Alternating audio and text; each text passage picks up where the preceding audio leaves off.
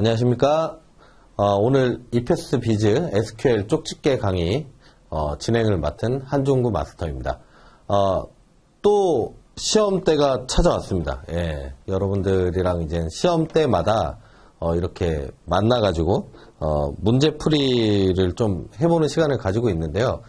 지난번에는 뭐 역대 기출문제라든가 아니면은 쪽집게 뭐 이렇게 요약한 내용 가지고 강의를 해드렸었는데, 오늘은, 여러분들이 이제 아마 이 SQLD 시험을 보신다면 누구나 한 번쯤은 풀어볼 법한 그런 문제지에서, 새롭게 개정된 문제집에서, 여러분들이 좀 많이 질문을 올리시는 것들이 있어요. 저희가 단톡방도 운영을 하고 있잖아요. SQLD 단톡방에서 얘기하시는 질문들, 그 중에서도 좀 많이 올라오는 문제들을 좀 추려가지고, 여러분들이 그 책이랑, 같이 보면서, 요렇게 좀 강의를 좀 유연성 있게 진행할 수 있도록 오늘 좀 준비를 해봤고요. 아마 책이랑 완전히 똑같지는 않을 거예요. 예. 아무래도 뭐 저작권이라든가 이런 게 좀 있다 보니까 저희가 조금 뭐 답안 번호라든가 이런 걸 좀 수정을 했는데, 그거 감안하시고, 여러분들 문제 풀이 하시면서, 이렇게 보시면 될 것 같아요. 자, 그러면 이제 첫 번째 문제부터 한번 시작을 해보겠습니다. 오늘은, 중간에 어떤 뭐, 다른, 내용이 없어가지고, 저희가 그냥 바로 1번부터 50번까지, 50개의 문제 추렸는데, 그 50번까지 한번 진행을 다 해보도록 하고요. 오늘 끝나고 뭐 또 이벤트가 있다고 하니까 여러분들도 이벤트 참여하셔가지고 작은 선물이라도 하나씩 받아가시면 좋으실 것 같습니다. 자, 1장 데이터 모델링의 이해. 데이터 모델링의 이해, 가장 많이 나오는 문제죠. 데이터 모델링의 특징으로서 가장 적절하지 않은 것을 고르시오. 자, 1번부터 한번 볼게요. 시스템 구현만을 위해 진행하는 사전 단계의 작업으로서, 모델링 사전 단계의 작업이죠. 데이터베이스 구축을 위한 사전 작업의 의미가 있다. 일단 한번 넘어가 볼게요. 시스템 구현만을 위해 진행하는 사전 단계의 작업은 아니거든요. 데이터 모델링이. 그리고 2번, 현실 세계를 일정한 형식에 맞추어 표현하는 추상화의 의미를 가지고 있다. 여러분들 책에서 많이 본 내용이죠. 그리고 복잡한 현실을 제한된 언어나 표기법으로 이해하기 쉽게 단순화하는 의미. 그리고 애매모호함을 배제하고 누구나 이해가 가능하도록 정확하게 현상을 기술하는 정확화의 의미를 가지고 있다. 그러면 1번이 정답이 되겠습니다. 시스템 구현만을 위한 사전 단계 작업은 아니죠. 이제 데이터 모델링 자체를 데이터베이스를 구축을 하기 전에 구축을 위한 작업의 의미가 있는 거죠. 예. 자, 두 번째 문제. 아래에 설명하는 데이터 모델링의 유의점은 무엇인가? 자, 이거는 어떤 걸 유의해서 봐야 하나 한번 보겠습니다. 내용을 보면 데이터 모델을 어떻게 설계했느냐에 따라 사소한 업무 변화에도 데이터 모델이 수시로 변경돼요.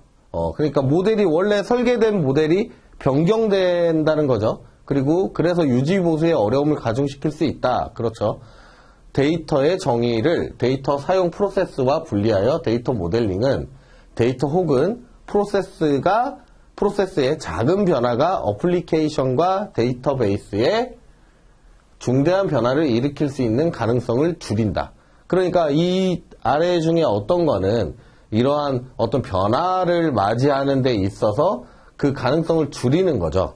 줄이는 거는 비유연성이 되겠습니다. 네. 유의점. 비유연성을 유의해야 유연성을 만들어서 모델링을 해야 된다는 얘기가 되겠죠. 네. 나머지 것들은 이제 중복, 비일관성, 일관성 이런 것들을 같이 암기를 하시면 이런 문제는 쉽게 푸실 수가 있을 겁니다. 자, 내용을 잘 보시면 어차피 밑에 답안이 매칭이 되는 게 다 나와 있을 겁니다. 자, 아래 ERD에 대한 설명으로 가장 적절하지 않은 것은, 그러니까 틀린 걸 고르라는 거겠죠. 어떤 고객이 있고 고객 테이블이 있고 주문 테이블이 있어요. 자, 우리 뭐 흔히 많이 보는 내용이에요. 고객과 주문. 자, 고객에는 고객 번호 있고 이름이 있고, 자, 여기에는 고객 번호가 있고 제품 번호가 있고 주문 수량이 있죠.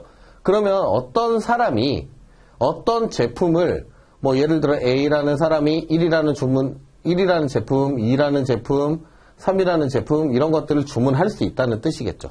그래서 자 1번부터 보면 그리고 이 동그라미죠. 동그라미는 있어도 되고 없어도 된다. 그러니까 여기에 A라는 고객이 있고 B라는 고객이 있고 C라는 고객이 있으면 이 중에 꼭 여기에 다 있을 필요는 없다라는 뜻이에요. 여기에 A만 있을 수도 있고 뭐 B나 C까지 다 있을 수도 있는 거고요. 그리고 이렇게 문어발로 돼 있는 거는 뭐죠?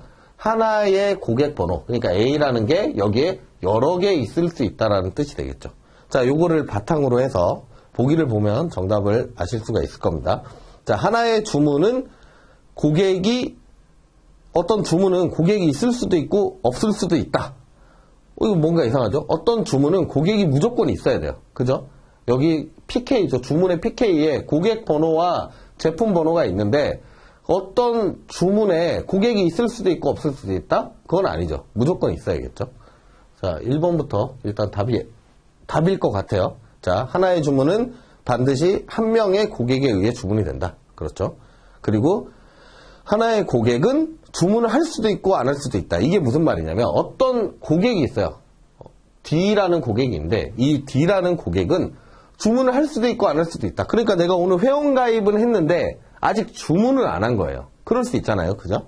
내가 오늘 쿠땡에 가입을 했지만 아직 주문을 하지 않았다. 이런 케이스가 되겠죠. 그리고 하나의 고객은 그 말을 했고 한 명의 고객은 여러 개의 제품을 주문할 수 있다. 그죠? A라는 사람은 1이라는 제품, 2라는 제품, 3이라는 제품 이런 제품들 다 여러 가지 제품을 주문을 할 수 있다. 그래서 정답은 1번이 되겠습니다. 자, 엔터티의 이름을 부여하는 방법으로 가장 적절하지 않은 것은 무엇인가? 그러니까 틀린 걸 고르라는 얘기고 엔터티라는 건 자, 논리 모델에서 엔터티라는 거는 이제 물리에서는 테이블과 비슷한 의미를 가지고 있죠. 예, 어떤 테이블의 이름을 부여하는 방법으로 가장 적절하지 않은 것은 무엇인가? 현업의 업무 용어를 사용하여 업무상 의미를 분명하게 한다. 그죠? 현업에서 우리가 어떤 업무를 해요. 어떤 업무를 하는데 얘를 우리가 프로젝트명을 ABC로 정했어. 그러면 ABC라는 이름을 넣어서 어떤 엔터티나 테이블을 만들어주는 게 좋겠죠. 그래야 누구나 봐도 명확하게 알 수 있으니까. 자, 2번. 가능하면 약어를 사용하여 엔터티의 이름을 간결하고 명확하게 한다. 자, 가능하면 자연어를 사용을 해야 됩니다. 테이블명, 엔터티명은. 예, 자연어를 사용해서 우리가 명확하게 뭔지 알아야 돼요. 요즘 유행하는 그런 말 줄이기처럼 그런 식으로 줄여가지고 표현을 하면 이름 한꺼번에 어떤 업무를 파악하기가 힘든 점이 생깁니다. 자, 모든 엔터티에서는 유일한 이름이 부여되어야 한다. 그렇죠. 어떤 엔터티마다 이름이 같으면 이게 뭐 하는 건지 잘 알 수가 없잖아요. 네, 명확하지 않다. 엔터티가 생성되는 의미대로 자연스럽게 부여하도록 한다. 생성되는 의미대로 아주 자연스럽게 네이밍을 해주는 게 중요합니다. 정답은 2번이 되겠습니다. 자, 아래에서 수행한 정규화 작업으로 가장 적절한 것을 고르시오. 자, 보기가 있죠. 주로 나오는 보기 1차, 2차, 3차, 4차인데 여기서 약간의 팁을 드리자면 보통 3차 정규화, 4차 정규화는 답이 아니에요. 왜냐하면 이렇게까지 정규화를 하는 경우도 많이 없을 뿐더러 여러분들도 보통 1차 정규화, 2차 정규화 정도만 공부를 해 주시면 그러면은 조금 수월할 수 있습니다. 예. 자, 1차 정규화는 이 변경 전 모델 있죠. 그리고 변경 후 모델이 있는데 변경 전 모델을 보시면 지금 1차 정규화가 돼 있는 거예요. 이렇게 얘기하니까 이제 정답은 2번 같기는 한데 자, 1차 정규화가 수행됐다는 거는 PK가 잡혀 있으면 대부분 1차 정규화는 끝났다라고 보시면 돼요. 그래서 이렇게 박스 안에 요 위에 표시가 되어 있는 것들, 이거 PK를 의미하는 거죠. 주문 테이블에 주문 번호가 PK가 되는 거고, 자, 주문 상품 테이블에서는 주문 번호와 주문 상품 코드가 PK가 되겠죠. 그래서, 자, 2차 정규화는 그럼 뭐냐? 2차 정규화는, 자, 우리가 책에서 보면 어렵게 써 있어요. 어려운 얘기 말고, 자, 이 아래에 있는 일반 속성들 있죠. 일반 속성들 가운데 어떤 위에 있는 PK 컬럼에서 PK 컬럼의 어떤 값에 따라서 일반 속성의 값이 똑같이 변화한다면 그러면 걔는 2차 정규화가 되지 않은 거예요. 그러니까 무슨 말이냐면 자, 여기에 지금 주문 번호가 있죠. 위에 테이블에. 그럼 주문 번호에 따라서 주문 일자가 달라질 수 있고 그리고 주문 고객 번호가 달라질 수 있어요. 그리고 주문 고객명도 달라질 수 있고 주문 고객 휴대폰 번호도 당연히 달라질 수 있겠죠. 그런데 지금 밑에 있는 주문 상품 테이블을 보면 주문 상품 코드가 있어요. 자, 우리가 예를 들어서 아이폰이 있어요. 아이폰은 뭐 예를 들어서 i01이다. 그 다음에 삼성 갤럭시는 S01이다. 라는 코드를 줬다고 가정을 하고 그럼 여기 있는 주문 상품명은 주문 상품 코드를 따라가겠죠. 무조건. 자, 이거면은 아이폰이라고 쓸 거고 그죠? 주문 상품명에. 근데 여기에는 갤럭시라고 쓰겠죠. 뭐 물론 뒤에 어떤 버전이 있을 수는 있겠지만 이런 식으로 주문 상품 코드에 따라서 주문 상품명이 무조건 따라간다. 뭐 유식한 말로 우리가 책에서 본 말로 종속된다. 종속된다고 하신다면 그거를 2차 정교화가 필요한 작업이라고 이해하시면 됩니다. 그래서 변경 후 모델을 보면 상품 코드가 있고 상품명이 가죠. 그러니까 물론 여기서 말씀을 안 드렸지만 상품 가격도 역시 따라가겠죠. 얘가 100원이고 얘가 120원이면 얘도 꾸준히 따라다니겠죠. 그래서 얘네는 2차 정교화를 통해서 이렇게 따로 빼내야겠다. 그래서 얘네랑 연결이 되게끔 이렇게 변경을 했다라는 걸로 이해를 하시면 돼요. 그래서 정답은 2번 2차 정교화가 되겠습니다. 자, 다음 6번. 아래 설명이 나타내는 데이터 모델의 개념으로 가장 적절한 것은 무엇인가? 자, 주문이라는 엔터티가 있을 때 어떤 주문이라는 엔터티가 있어요. 주문이라는 엔터티가 있는데 상품 가격이라는 속성값이 있어요.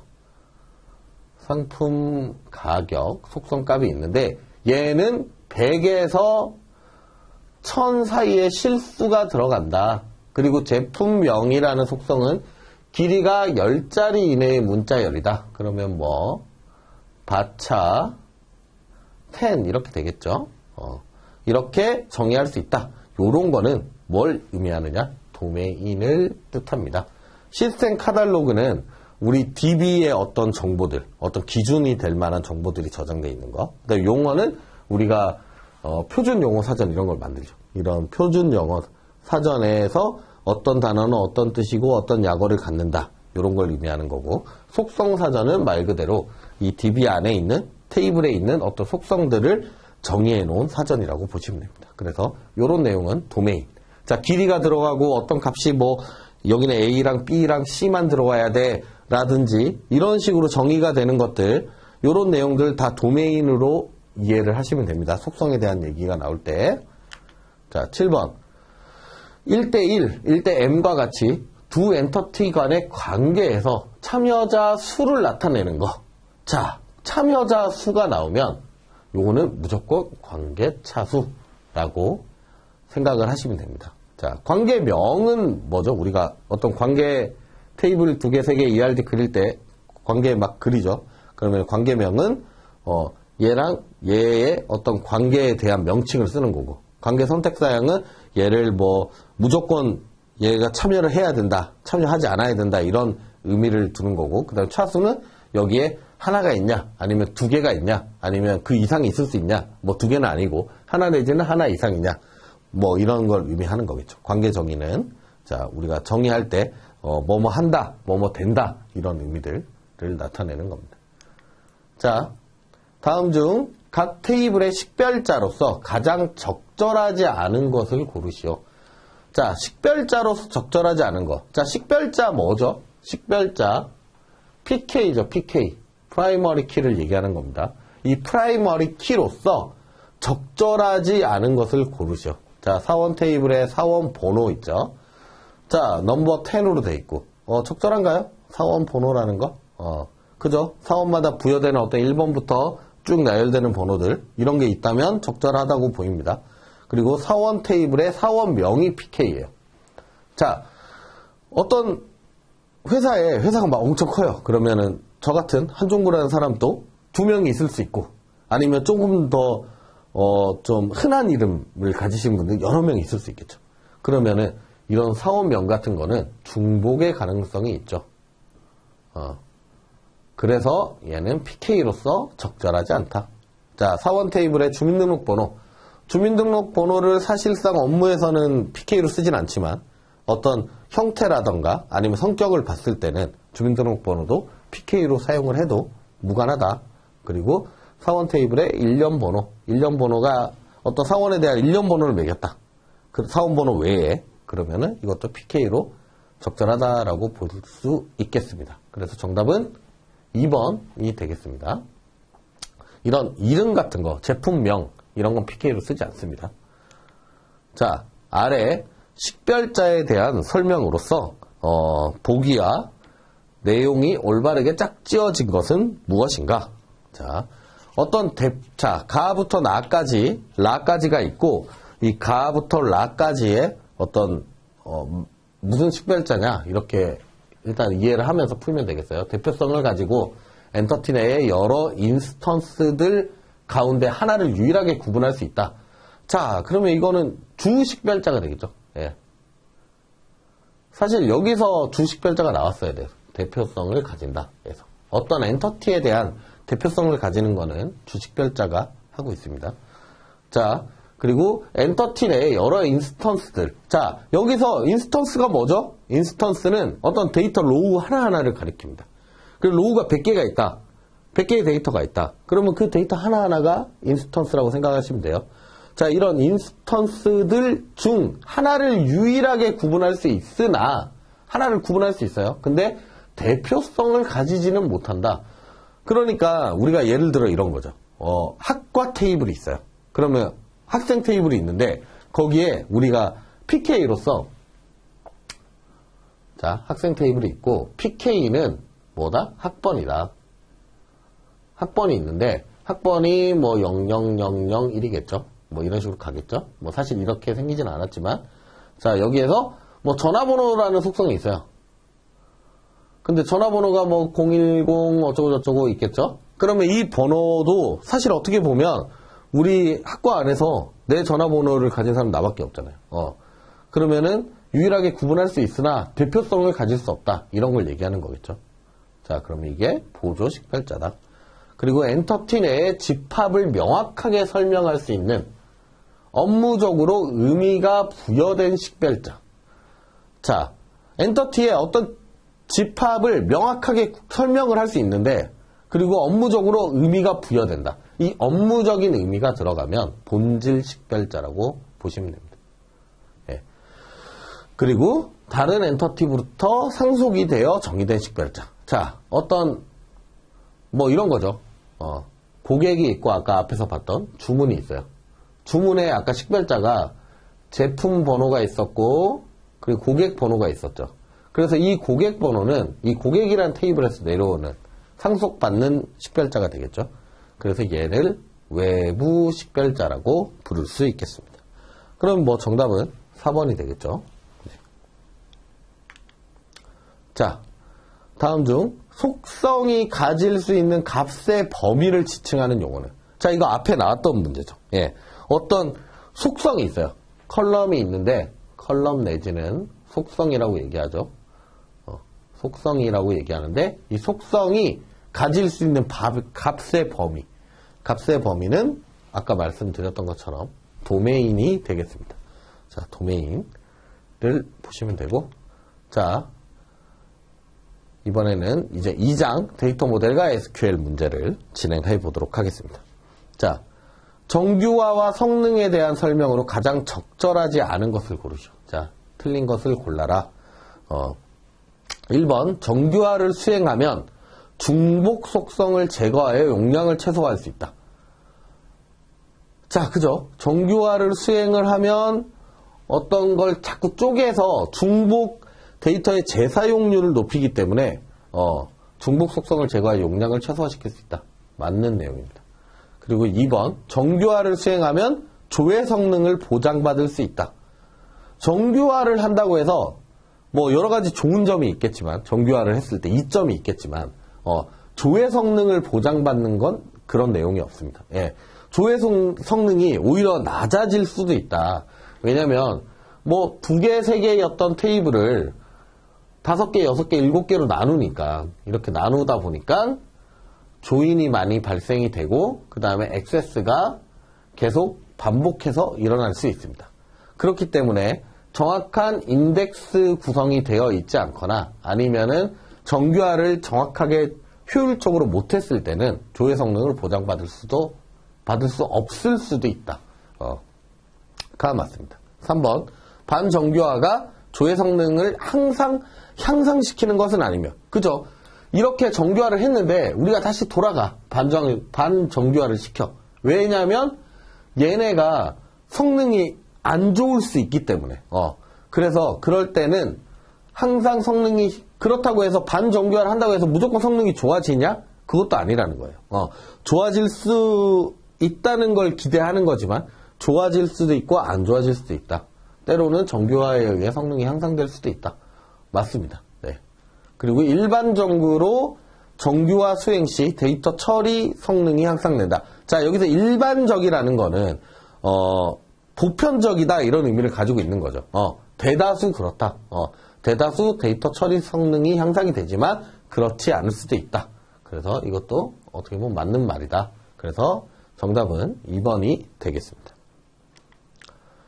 자, 관계, 릴레이션십이 있고 조인에 대한 설명으로 가장 적절하지 않은 것, 틀린 것 고르라는 거죠. 자, 1번.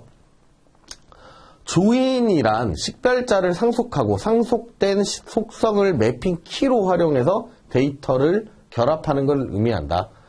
어떤 테이블이 있고 다른 테이블이 있어요. 여기서 식별자를 상속받았어요. 여기에서 고객이라는 고객 번호를 상속을 받아서 여기에서 PK로 쓰는 거죠. 이렇게 PK로 쓸 때 이거를 매핑 키로 활용을 해서 데이터를 결합하는 걸 의미를 한다. 무조건은 아니지만 예, 맞는 말이에요. 그리고 셀렉트 쿼리가 써 있는데 셀렉트 B 고객명 from 주문 고객에서 고객 번호와 고객 번호끼리 양쪽 테이블에 있는 고객 번호끼리 매핑을 한다. 조인을 한다. 그래서 이때 조인 키는 고객 번호이다. 그렇죠.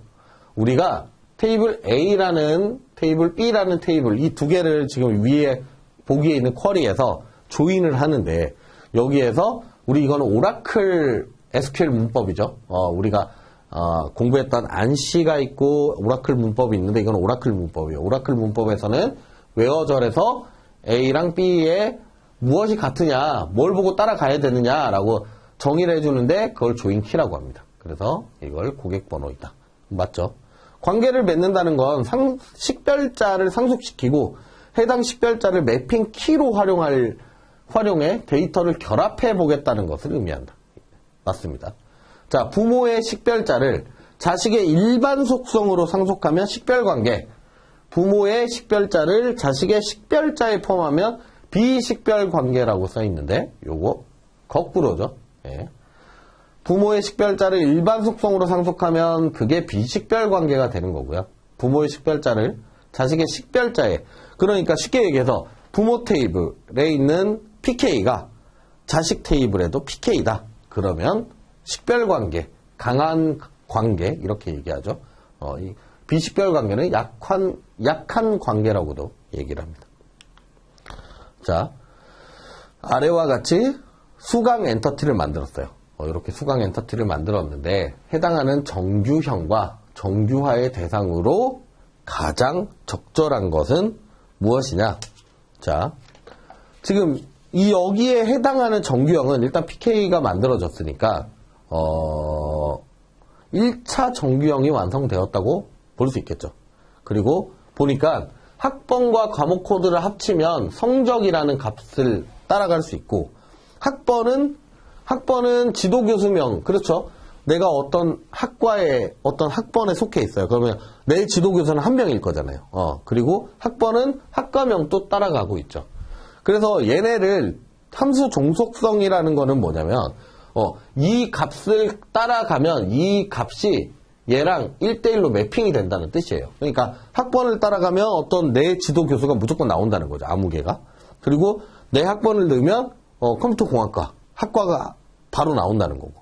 이런 게 함수 종속성인데, 자, 그랬을 때 이건 1차 전교형이 완성이 된 거고 2차 전교화 대상이 되겠다라고 보실 수 있겠습니다. 자, 이게 만약에 2차 전교형 대상이 아닌 게 되려면 이 학번과 과목 코드를 따라갔을 때 이 세 개가 다 따라다녀야 돼요. 다 다르게. 각 케이스마다 다 다르게. 그러면은 더 쪼갤 게 없는 상태가 되는 거예요. 그런데 그렇지 않죠, 지금. 자, 널에 대한, 이거, 널 엄청 많이 나오는 거죠. 널 무조건, 한두 문제는 무조건 나오는 내용. 널 값에 대한 특징을 여러분들이 정확하게 이해를 하고 있어야 돼요. 이거 뭐, 어렵지도 않으니까 한 번만 듣고 바로 이해하시는 걸로. 자, 널 값에 대한 특징을 설명한 것을 가장 적절한 걸 골라라. 자, 널은 널이냐? 이거 true입니까? 자, 널은 알 수 없는 값이에요. 알 수 없는 값이라고 생각하는 게 가장 편합니다.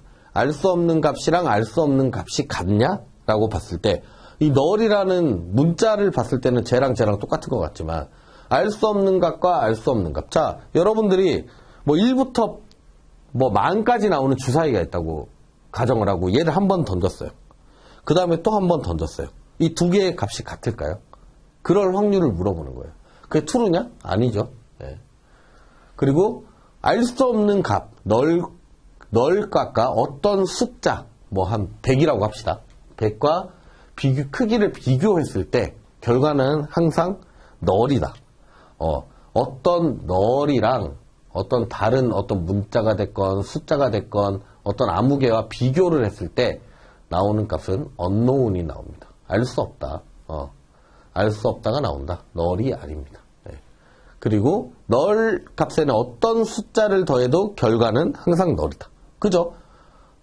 알 수 없는 값에 어떤 숫자를 더해도 1을 더해도 100을 더해도 여러분들 그런 거 있죠? 이런 문제도 있었어요. 널 더하기 1은 작다. 널 더하기 100보다. 자, 이거 어떻게 생각하십니까? 이것도 아니에요. 이것도 true가 아닙니다. 알 수 없어요. 자, 여기서 주사위 1부터 만까지 던졌고, 여기서 주사위 1부터 만까지 던졌어요. 이게 많이 될 수도 있고, 10만이 될 수도 있겠지만, 이렇게 던졌을 때, 여기다 100을 더하건 1을 더하건, 이게 항상 같다? 항상 얘가 작다? 그렇게 볼 수 없겠죠. 네. 그리고 직계함수를 계산할 때 널은 항상 0으로 처리된다. 아니죠. 얘는 직계함수에서 널 값은 그냥 제외. 0이 아니라 제외시키는 겁니다. 자, 본질 식별자와 인조 식별자에 대한 설명으로 가장 적절하지 않은 것을 고르시오. 틀린 것 고르라는 거죠. 자, 인조 식별자는 대체로 본질 식별자가 복잡한 구성을 가졌을 때 만들어진다. 자, 본질 식별자, 어떤 업무와 관련된 내용이죠. 어떤 업무와 관련된 어떤 식별자가 있는데, 얘가 뭐 어떤 거는 2자리, 어떤 거는 10자리. 그리고 값이 막 숫자인데 값이 막 엄청 많이 변해. 이랬을 때 복잡한 구성을 가졌을 때 뭔가 식별자는 좀 자리도 맞고 이래야 되기 때문에 인조 식별자를 만들게 되거든요. 그래서 이거는 맞는 말. 그리고 인조 식별자를 사용하면 데이터의 중복을 막기 어려워진다. 그럴 수 있죠. 인조 식별자를 만들려고 한다면 본질 식별자는 예를 들어 유니크한데 인조 식별자를 만들려고 하면 데이터의 중복이 생길 수도 있다. 그리고 인조 식별자는 개발의 편의성을 높여주는 거기 때문에 되도록이면 사용하는 것이 바람직하다. 모든 인조 식별자가 개발의 편의성을 높여주고 그 다음에 뭐 편리하게 만들어준다? 그거는 아닙니다. 그래서 3번이 정답이 될 거고, 인조 식별자를 사용하면 본질 식별자를 사용할 때와 비교하여 추가적인 인덱스가 필요해진다. 그렇죠. 따로 하나 또 만들어줘야겠죠. 인덱스를. 자, 여기까지 1과목 끝났고요. 저희가 이제 2과목을 바로 이어서 진행하도록 하겠습니다. 자, 기억에 들어갈 내용으로 가장 적절한 것은 무엇일까? 자, 인서트는 테이블에 데이터를 입력할 때 사용한다. 우리 뭐 영어 시간에 배운 인서트의 내용만 알아도 요거를 풀 수 있겠죠. 그렇고, 자, 그리고 기억은 입력한 정보 등 뭔가 잘못 입력되거나 변경이 필요한 정보를 수정할 때 사용한다. 업데이트가 되겠습니다. 그리고 딜리트는 테이블에 어떤 정보가 필요 없게 되었을 때 데이터를 삭제를 한다. 예. 그리고 자, 다음 문제. 셀렉트 문에 대한 설명으로 가장 적절하지 않은 것은 무엇인가? 자, 적절하지 않은 거. 틀린 거. 프롬절이 없는 다음 문장 select call 1, call 2는 에러 없이 수행이 된다. 자, 프롬절은 뭐죠? 프롬절. 우리 프롬절에서 어떤 테이블을 쓸 거냐, 테이블을 정의할 수 있는 구문이 되겠어요. 이 구문에서 위에, 구문이 없이 위에 걸 사용하면 에러 없이 수행이 될 리가 없겠죠. 에러가 발생을 합니다. 틀린 것 같아요. 그리고 디스팅트 옵션을 통해 중복 데이터가 있을 때는 한 건으로 처리에 출력할 수 있다. 그죠? 여러 건의 데이터가 있을 때 그 중에 여러 건의 데이터가 둘둘 말려서 한 건으로 출력하게 해주는 게 디스팅트 옵션이 되겠죠. 그리고 웨어절은 필수가 아니므로 생략 가능하다. 웨어절 있어도 되고 없어도 됩니다. SQL 실행하는 데는 문제가 없어요. 원하는 데이터를 못 뽑을 수는 있겠지만. 자, 셀렉트 리스트에서는 서브 쿼리가 사용될 수 있다. 자, 이 서브 쿼리는 셀렉트에서도 사용될 수 있고, 프롬에서도 서브 쿼리가 사용될 수 있고, 웨어절에서도 사용이 될 수 있습니다. 자, 다음 하나의 SQL 문을 실행을 했을 때, 자, 요런 SQL 문을 실행을 했어요. 오류가 발생하는 부분, 어디냐? 자, select depth no round라는 함수가 있고, average가 들어갔어요. average 뭐죠? 집계함수죠. 집계함수가 있으면 그룹 바이가 있어야 된다. 자, 그룹 바이가 있어야 되는데 한번 볼까요? 자, EMP라는 테이블에서 했고, 이거는 알겠고, 그룹 바이에 depth no가 있죠. 그룹 바이 표현식에 depth no라는 컬럼이 들어갔는데, select 절에 depth no 그대로 왔죠. 그러면은 이상 없이 수행이 돼야 돼요. 자, 근데 where 절에 보니까 average 쌀은 3,000 이상이다. 라고 돼 있는데, 자, 여기서는 그룹 바이를 썼으면 이렇게 하고 싶었으면 얘를 뭉뚱그려서 잘라서 해빙절로 왔어야죠. 예. 해빙절로 왔으면 이상 없이 원하는 결과를 수행했을 텐데 지금은 불가능하다. 그래서 3번 웨어절 부분에서 에러가 발생한다 라고 보시면 되겠습니다. 자, 아래 SQL의 수행 결과로 가장 적절한 것을 고르시오. 자, 계산하는 문제죠. 여기서는 지금 약간 오타가 있는데, 요 부분, 곱하기가 아니라 다 더하기로 봐주시면 되겠습니다. 자, 요렇게 가정하고 진행하도록 할게요. 자, 제일 위에 거, 탭이라는 테이블을 통째로 썼어요. 통째로 쓰는데, 여기에서 sum vel2랑 sum vel3를 합쳐라. 더하기 하는 거죠. 얘를 썸하면 60 나오겠죠. 그죠? 자, 널이 있는데 왜 60이 나오죠? 널 더하기 50 더하기 10은 널 아닌가요?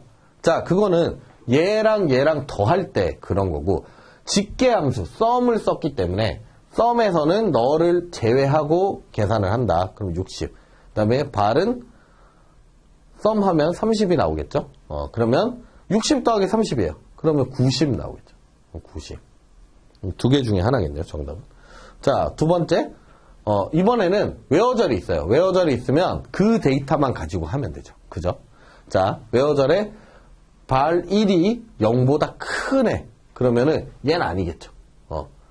그러면 얘도 아니야. 그러면 맨 위에 줄만 가지고 하면 돼요. 맨 위에 줄만 가지고 하는데 발 2를 썸하라. 그럼 맨 위에 줄만, 요 줄만 가지고 하는 건데, 이 레코드만. 자, 발 2를 썸하면 널이라서 얘는 없어요. 없고, 그 다음에 발 3를 썸하면 20이 나오겠죠. 예. 20이 나오는데, 자, 그러면 얘는 널이고, 얘는 20이에요. 그죠? 널이고 20. 자, 널이랑 20을 더하면 널 나오겠죠. 그죠? 그리고 세 번째. 발 1, 이젠 안 널, 이 내만 해라. 이젠 안 널은 얘 빼고 이 두 개로 하라는 뜻이겠죠. 자, 색깔 바꿔서. 그러면 얘랑 얘랑 두 개 가지고 하라는 뜻이에요. 그러면은 이 두 줄 갖고 발 2와 발 3를 더하면 얘랑 얘를 더하면 10 나오고 얘랑 얘 더하면 20 나오겠죠. 그러면은 30. 그리고 마지막 거는 발 is null. 이 null인 가운데 있는 얘 가지고만 하는 거예요. 그러면 50 더하기 10 하면 60 나오겠죠. 그래서 정답은 2번이 되겠습니다. 네. 자, R에 대한 설명으로 가장 적절한 것은 무엇이냐? 자, create table, 서비스라는 테이블을 만들 거예요. 만들 건데, 서비스 번호는 바차 10에 프라이머리 키가 들어가는 거고, 그 다음에 서비스 명은 바차 10, 바차 2에 100이고, 얘는 null able이네요. 그리고 게시일자도 데이트 타입인데, 여기는 not null, 얘는 not null이고, 자, 여기에 대한 어떤 설명이 있을까요? 그리고 뭐 이런 쿼리들이 있어요. 그래서 자, SQL 서버. SQL 서버는 MS SQL 얘기하는 거죠. SQL에서는 니은과 같이 데이터를 입력하고 리을과 같이 조회를 하였을 때 아무 데이터도 조회되지 않는다.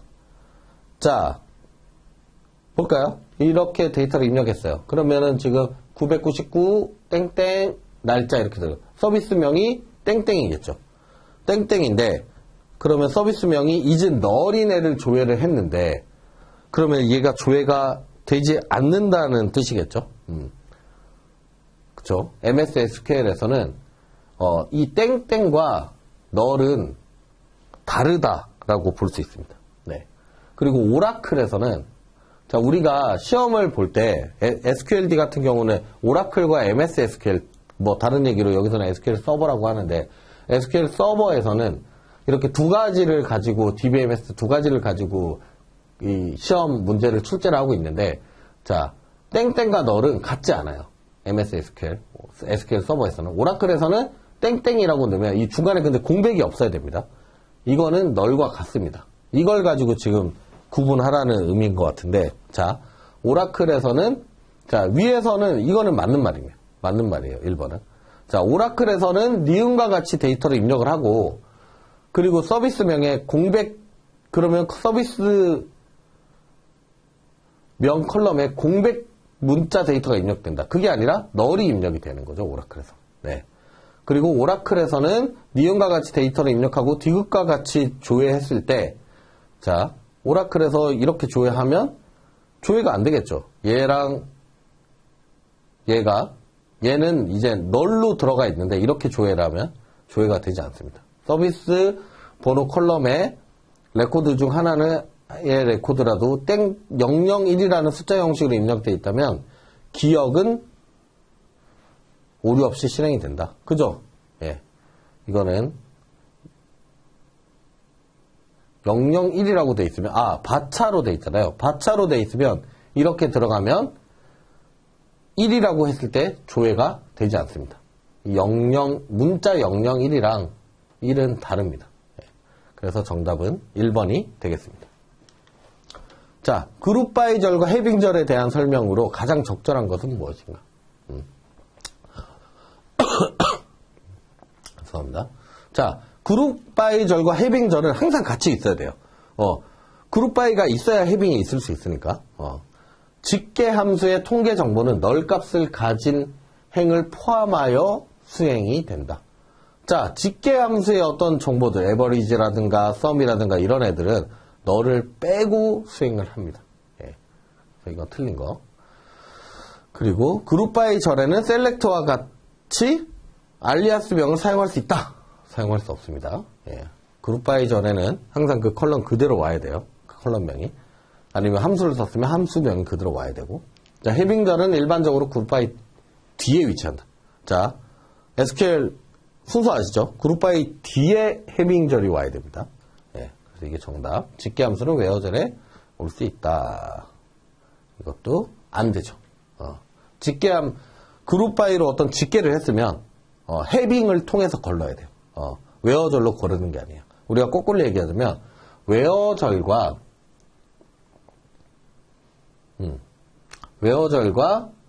이 해빙의 차이점이 있어요.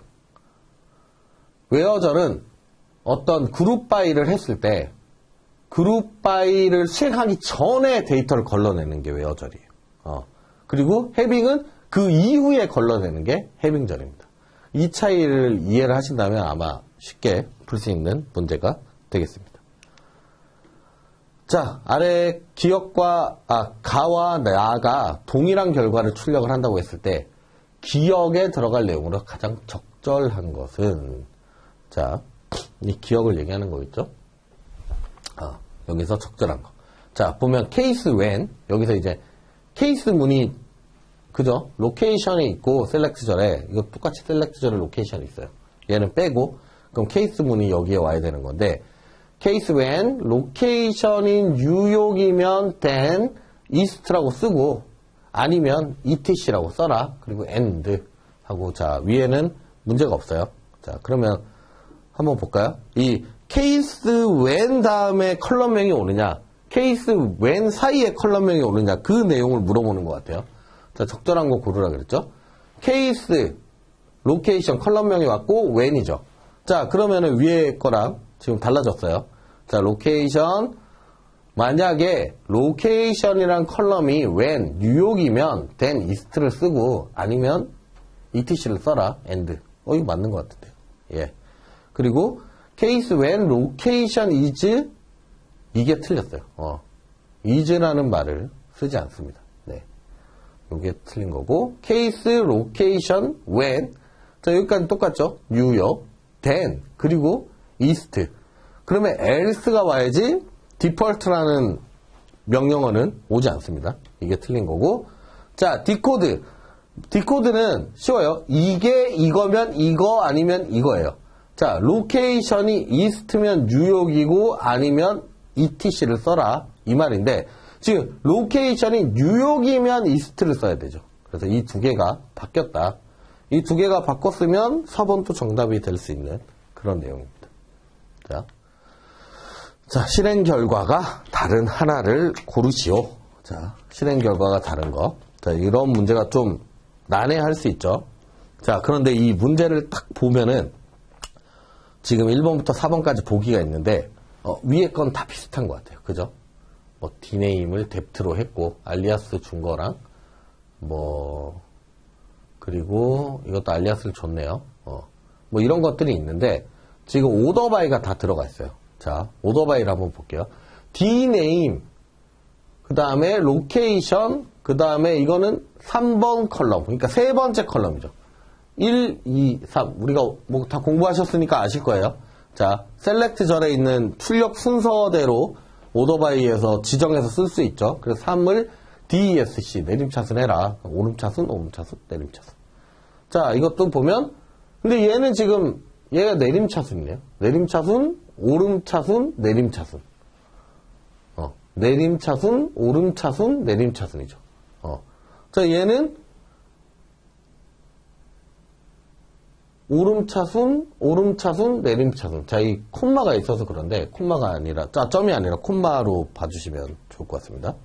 자, 그리고 얘도 오름차순, 오름차순, 내림차순. 자, 그러면 결과가 다른 건 2번이 되겠네요. 자, 이렇게 좀 긴 문제 봤을 때 여러분들이, 이거 하나하나 다 읽어보고 막 옆에 쓰시면서 푸시는 분들도 계신데, 뭐 그것도 좋아요. 좋은데, 지금 이건 데이터가 안 나와 있는 보기잖아요. 여기서는 이제 구문을 바라는 거죠. 그랬을 때 오더바이가 다 있다. 아, 그러면 오더바이에서 어떤 함정이 있을 수 있겠구나 하고 이렇게 풀어주시면 되겠습니다. 그래서 여기서 주의하실 거는 이 숫자로 표현하는 것들, 그 다음에 이 DESC, 오름차순, 내림차순 표기하는 거, 이런 것들 주의해서 봐주시면 좋을 것 같아요. 자, 9번. SQL 실행 결과로 가장 적절하지 않은 것은 무엇인가? 틀린 게 무엇이냐? 자, 하나씩 볼게요. 라운드 반올림이죠. 반올림인데 옵션이 2예요. 파라미터가. 그럼 두 번째까지 표기하고 반올림하면 되는데, 그럼 얘까지 표기하고 반올림하면 5니까 그럼 488 나오는 게 맞겠네요. 그 다음에 랭스는 길이 재는 거죠. 하나, 둘, 셋, 넷, 다섯, 여섯, 6 맞습니다. 데이터 포맷. 자, 2024년 11월 2일을 이렇게 표기해라 했더니 2024 12월 2일. 예. 자, 대문자 Y, M, D 맞죠? 이렇게 표기되는 게 맞고. 자, substring, 글씨 자르는 거죠. 이게 8번째 자리에서 4개를 잘라라죠. 하나, 둘, 셋, 넷, 다섯, 공백 치고, 6, 7, 8번째 자리는 5가 돼요. 그래서 5부터 4개, OREA가 와야 되는데, KORE가 왔죠. 그래서 정답은 4번, 적절하지 않은 애 4번이 되겠습니다. 자, 다음 SQL의 수행 결과로 가장 적절한 거 골라라. 자, 여기에서 쿼리를 보고 이제 이렇게 하면 어떻게 되느냐, 자, 하면 되는데, 지금 보니까 SQL이 직계함수를 통한 SQL이죠. 자, 콜B라는 컬럼을 가지고 그룹 바이를 했어요. 자, 콜B에 보니까 가가, 나나, 널, 다다 있죠. 자, 얘로 그룹 바이를 하면 어찌됐건 가, 나, 다, 널 이렇게 나와야 돼요. 이렇게 나와야 되는데 지금 이렇게 나온 애가 이 2개밖에 없죠. 얘는 X 이건 정답이 될 수가 없어요. 자, 이 2가지 데이터 중에 이제 답이 나와야 되는데, 자, 콜비가 같은 애들끼리 묶어볼게요. 가, 나, 다, 얘 이렇게 묶어왔는데 맥스 콜 A가 뭐냐? 자, 이런 거 볼 때도 자, 일단 먼저 보기를 보세요. 일단 2개 우리가 뺐잖아요. 뺐으면 이 나머지 중에 뭐가 다른지 보는 거예요. 널 가나다, 널 가나다, 그 다음에 135, 135, 135 다 볼 필요 없잖아요. 자, 여기 보니까 sum AC라는 애가 여기는 널이고 여기는 3이에요. 6, 3, 5 똑같고, 그죠? 얘만 보면 되겠죠. 자, sum AC라는 애는 얘인데 콜 A와 콜 C를 더한 값이에요. 자, 더한 다음에 합치는 거예요. 그러니까 sum 얘랑 여러분 sum 콜 A 더하기 콜 C랑 sum 콜 A 더하기 sum 콜 C 이 2개는 다른 거예요. 예, 다릅니다. 결과가. 자, 얘는 먼저 더한 다음에 sum 할 거예요. 그래서 지금 이 널인 애를 보면 A랑 이 널인 애는 콜 B가 널인 거죠. 콜 B가 널인 애를 보면 얘는 지금 3이 나왔는데 이 A랑 얘랑 얘를 더해야 돼요. 그죠? A랑 C를 더하는 거 맞죠? 널이랑 널을 더하면 뭐가 나오죠, 여러분? 널이 나오죠. 예. 그러면 널을 썸 해봐야 널이 나오겠죠. 그래서 정답은 1번이 되겠습니다. 자, 이런 식으로 무엇이 다른지, 그 다음에 기본적으로 어떤 틀을 먼저 보고 가능성을 지운 다음에 그런 다음에 뭐가 다른지 보고 그거 하나만 풀어보면 문제를 좀 빨리 시간 내에 푸실 수가 있을 겁니다. 자, 이제 뭐 널 더하기 숫자 뭐 이런 게 널이다 뭐 이런 거는 뭐 다들 아시는 내용이잖아요. 네. 자, 보기 중 오류가 발생하는 SQL은 무엇인가? 자, 여기 있는 SQL 중에 어떤 게 오류가 날 것인가를 보는 건데, 자, 그룹 바이, 그룹, 오더 바이, 그룹 바이, 그룹 바이, 해빙 뭐 이런 게 다 있네요. 이런 걸, 있는 걸 봤을 때 일단 그룹 바이를 한번 볼게요. 자, 그룹 바이 지역을 했어요. 그러면 셀렉트 절에 지역이라는 애, 그러니까 그룹 바이 표현식이라 하죠. 표현식이라는 애만 그냥 올 수 있고 나머지는 이렇게 직계 함수와 같이 나타나야 돼요. 이런 식으로. 자, 그래서 sum 매출 금액 해서 이제 매출 금액이라는 알리아스 줬고 뭐 여기까지 맞아요. 자, 지역별 매출해서 이렇게 해서 지역을 묶었더니 이렇게 됐다. 자, 그랬는데 오더 바이가 연하고 DES시네요. 자, 그러면은 얘도 직계 함수가 와야 돼요. 그러니까 연도 뭐 맥스라던가 이런 식으로 왔으면 맞을 수 있는데 얘는 그냥 왔기 때문에 그룹 바이 표현식 에러가 발생을 합니다. 자, 2번 보면은 얘는 뭐 그냥 그룹 바이도 없으니까 이런 식으로 써도 문제가 없는 SQL이고 얘도 지역으로 그룹 바이를 했어. 얘는 지역은 그냥 왔고 나머지는 직계 함수가 왔고 그리고 얘는 매출 금액이라고 얘를 알리아스를 줬잖아요. 그래서 오더 바이에다가 매출 금액 DESC. 이렇게 해서 출력이 된다. 그다음에 썸도 지역이라는 그룹 바이 명을 쓰고 표현식을 쓰고 이렇게 하고 했더니 이제 썸 매출 금액이 1000보다 큰 애, 1000보다 1000을 초과하는 애를 해빙으로 찾았고요. 그런 다음에 카운트 아스타, 직계함수죠. 직계함수를 통해서 오름차순 정렬을 했다. 그래서 얘도 문제가 없다. 예. 죄송합니다. 자, 12번. 아래 모델과 설명을 참고한, 자, 모델과 설명을 참고한 가장 적절한 SQL을 찾으시오. 자, 어떤 모델인지 볼게요. 어떤 고객이라는 테이블이 있고, 자, 추천 컨텐츠라는 엔터티가 있고, 자, 어떤 고객한테 어떤 컨텐츠를 추천을 하는 거예요. 그죠? PK가 두 개잖아요. 그런 다음 비선호 컨텐츠 보니까, 나는 이런 컨텐츠는 싫어. 해서 했던 것들 등록해 놓은 게 있고, 컨텐츠가 있을 거예요. 그랬을 때 우리는 매일 배치 작업을 통해서 고객에게 추천할 컨텐츠를 생성한다. 자, 배치 작업을 통해서 여기에다가 생성을 한다는 거예요. 생성을 하고 추천 서비스를 제공한다. 뭐 우리가 흔히 아는 그 유땡땡 같은 이런 거겠죠. 그래서 추천 컨텐츠 엔터티에서 언제 추천을 해야 되는지 정의하는 추천 대상 일자가 있다. 얘를 오늘 할지 내일 할지 모레 할지 이런 걸 추천한다는 거고, 그다음에 해당 일자에만 해당 컨텐츠를 추천을 해야 되고, 또한 고객이 컨텐츠를 추천받았을 때 선호한 컨텐츠가 아닐 경우에 이게 비선호 컨텐츠다 라고 했을 때는 이걸로 분류하여 더 이상 추천받기를 원치 않는다.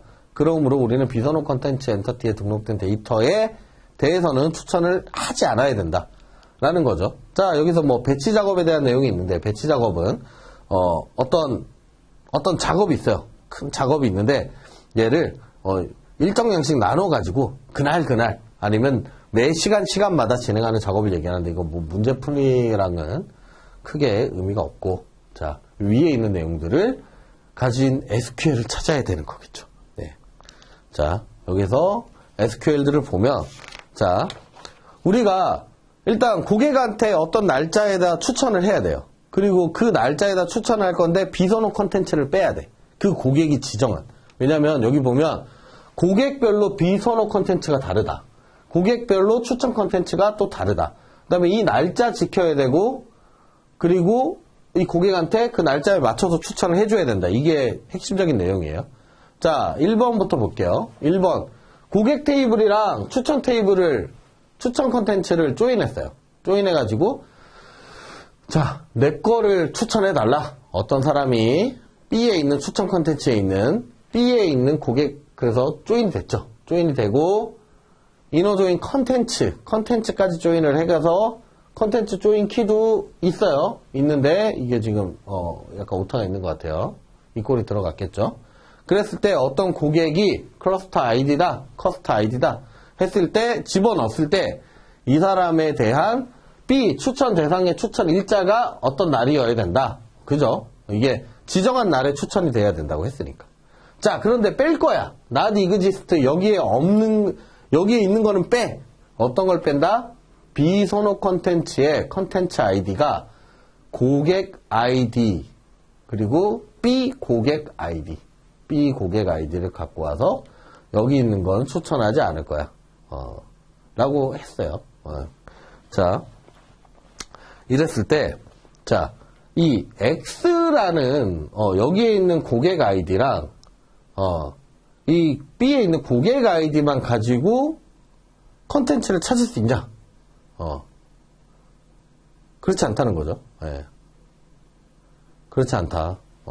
여기에 있는 고객 아이디와 컨텐츠 아이디가, 추천 컨텐츠 아이디가 같이 엮여서 내려와야 여기에서 제외할 수 있다라는 게 되겠습니다. 그래서 이건 추천 컨텐츠와 여기에 있는 비선호 컨텐츠와의 어떤 관계가 없기 때문에 얘는 안 되고, 자, 2번. 여기도 뭐 고객 똑같아요. 추천 컨텐츠를 조인을 했고, 그랬더니 여기서 고객 아이디를 미리 여기다 집어넣고, 그런 다음에 고객 아이디와 조인을 해주고, 그 다음에 C에 컨텐츠가 있는데, 컨텐츠도 이렇게 조인을 했어요. 컨텐츠를 조인을 했는데, 얘는, 라이트 아우터 조인이죠. 라이트 아우터 조인. 그러니까 비선호 컨텐츠가 있는 상태에서 컨텐츠 아이디를 다 다 붙인다는 거예요. 그러니까 비선호 콘텐츠가 일단 다 나온다는 거죠. 다 나왔는데 여기에서 비선호 콘텐츠가 나오고 여기에서 추천 콘텐츠가 나오잖아요. 여기에서 얘네가 이렇게 조인이 되는 건데 이거를 뭐 지금 제가 이거를 전부 다 이 라이트 아우터 조인까지 다 설명해 드리기는 어렵고 시간상 자, 이 라이트 아우터 조인 비선호 콘텐츠가 다 나와 있는 상태에서 얘네가 와서 붙는 내용인데 여기에서 콘텐츠 B에 있는 콘텐츠 아이디가 이즈 낫널이죠. 근데 얘는 이즈 낫널이면 그럼 얘만 추천이 된다는 거예요. 여기에 없는 매칭이 안 돼 있는 널인 애들은 추천이 안 되고 그러면 얘는 비선호 콘텐츠만 추천을 하는 내용이 되겠죠. 그래서 얘는 정답이 될 수 없습니다. 자, 이젠 3번 같은 경우는 3번 같은 경우도 지금 보면은 이너 조인을 하죠. 이너 조인하고 고객 아이디와 B 고객 아이디로 조인을 하고 그런 다음에 컨텐츠를 조인을 하는데 여기까지도 이상이 없어요. 자, 레프트 아우터 조인을 했어요. 이번에는. 그러면은 추천 컨텐츠가 이렇게 쭉 있는 상태에서 비선호 컨텐츠가 있으면 이렇게 붙는 형태가 되겠죠. 이런 형태가 되는데 여기에서 이건 조인 키를 준 거고요. 네. 커스트 아이디가 있고 추천 대상 일자가 있는데 여기서 컨텐츠 D에 이즈 낫널 그럼 얘네만 추천을 이즈 낫널이니까 얘네만 추천을 한다는 거잖아요. 얘도 그러면 앞에 거랑 같은 말이 되겠죠.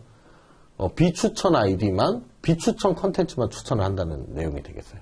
얘도 그래서 정답이 아니다. 자, 고객과 추천 컨텐츠를 조인을 했어요. 조인을 하는데 얘는 지금 조인 키를 자 1번 같은 경우 보면 고객 아이디를 웨어절에서 뺐어요. 이렇게 빼도 되고 아니면 얘처럼 앞에서 이미 조인하는 단계에서 빼도 됩니다. 이렇게 빼서 컨텐츠 아이디와 얘네를 다 해서 이 날짜를 해가지고 컨텐츠 아이디와 컨텐츠 명을 추천을 하는데 이때 이그지스트 해라. 어떻게? 비선호 컨텐츠에 있는 고객 아이디와 컨텐츠 아이디가 같은 것들이 나오면은 걔네는 빼라 라는 의미가 되겠죠. 그러면은 얘는 비선호 컨텐츠를 제외하는 로직도 잘 들어갔고 날짜도 잘 들어갔고 얘네를 조인하는 것도 잘 조인이 됐고 그래서 정답은 4번이 되겠습니다. 자, 다음 아래에 두 SQL이 있는데 같은 결과를 출력한다고 가정을 하는 거예요. 그럼 얘랑 같은 결과를 출력을 한다. 이렇게 가정을 했을 때 기억에 들어갈 내용으로 가장 적절한 것은 자, 1번 먼저 볼게요. 기억이 없는 1번. EMP랑 depth를 출력을 프롬절에서 호출을 했는데 조인키가 없어요. 그러면 카티션 곱이 되겠죠. 우리가 다른 얘기로 크로스 조인이 되는 건데 그럼 크로스 조인을 찾으면 될 것 같아요. 여기서 정답은 크로스 조인이 되겠습니다. 자, 여기 밑에 뭐 온절이 있고 뭐 이렇게 해서 웨어절에 조인키가 있다. 그러면은 뭐 이게 가로가 있거나 하면 내추럴 조인이 뭐 될 수도 있겠지만 그건 아니고 셀프 조인도 의미는 없죠. 이런 내용은 아니죠. 풀아우터 조인도 뭔가 키가 있어야 되고 그래서 정답은 1번이 되겠습니다. 어떤 조인 기법에 대한 문제가 되겠습니다.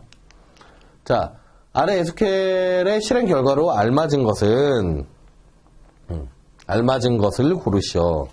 자, 어떤 테이블이 있는데 C1, C2 컬럼이 있네요.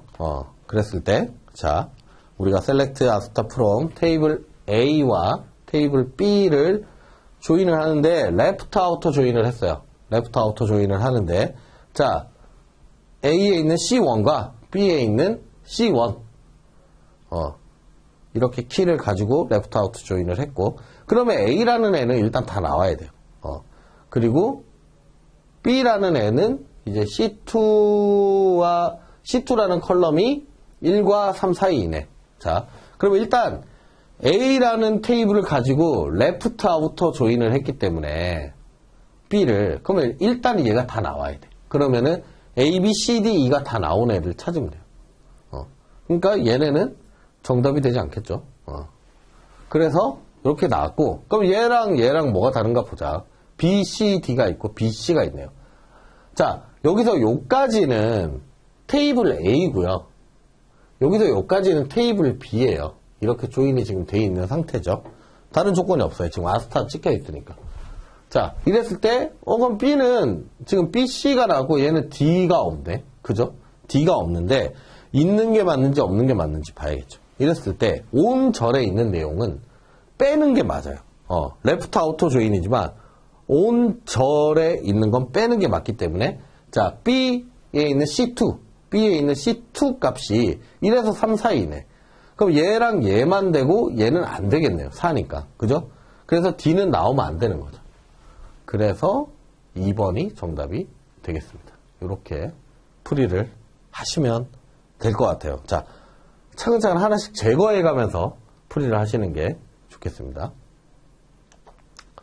자, 그리고 다음 문제. 아래 오라클 SQL을 쓸 거예요. 오라클 SQL을 사용하여 결과를 출력하는 안시 SQL 표준 구문으로 변경하고자 할 때 가장 적절한 SQL을 고르시오.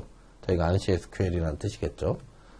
자, 얘랑 똑같은 거, 보니까, 자, 여기에 특징을 한번 좀 볼게요. 자, 이게 오라클 SQL 문법이죠. 특징을 하나 볼게요. 자, B에 지금 플러스가 막 붙어 있어요. B에 플러스, 게시 글 쪽에 플러스가 붙어 있죠. 그럼 얘네가 더 표현될 수 있다라는 뜻이겠죠. 그래서 이 문제를 보시면, 이제 A, left out join, 그리고 B, 이렇게 나와 있는데, 자, 여기에서 우리가 플러스가 붙어 있는 쪽. 그러니까, 레프트 아우터 조인 할 때 레프트가 기준이 된 것처럼 이 오라클 문법에서는 플러스가 아닌 쪽이 기준이 됩니다. 그래서 얘가 기준이라고 생각하시면 돼요. 그래서 얘 기준으로 뭐 게시글 다 나와야 된다 이런 의미가 되겠고, 그 다음에 얘는 지금 플러스가 붙어 있으니까 얘는 조인 할 때부터 애초에 안 나와야 된다는 뜻이에요. n이네가. 자, 그러면은 요거를 가까이에서 한번 다시 보면은, 자, 위에 있는 뭐 셀렉트 저는 신경 쓰실 필요가 없어요. 다 똑같은 게 나올 거니까 어차피. 자, A, left outer join, 게시글 B. 일단 요거를 한번 보시면 지금 얘만 right outer join이에요. 얘는 일단 빼고. 그럼 안 봐도 되겠죠? 얘를 보면 되고 얘도 보면 됩니다. 자, 여기에서 온절에 보면 join 키가 나오죠. 예, join 키가 나오고 join 키가 나와요. 그런데 여기서 A가 사용 여부가 Y이고 얘는 B 사용 여부가 N이네요. 그래서 앞으로 가서 보면, 자, A 사용 여부는 지금 AND에 있고 여기에 B 사용 여부가 플러스가 붙어 있죠. 그러면은 그 join 키 안에 들어가는 게 좋아요. join 키 안에 이 구문이. 그래서 삭제 여부가, 자, 삭제 여부가 N인 애가 여기 들어가는 게 맞고, 그런 다음에 A 사용 여부를 Y로 빼는 게 맞죠. 웨어절로. 예. 그래서 이 온절에 얘가 들어가느냐, 아니면 온절에 얘가 들어가느냐의 문제인 것 같습니다. 이 문제는.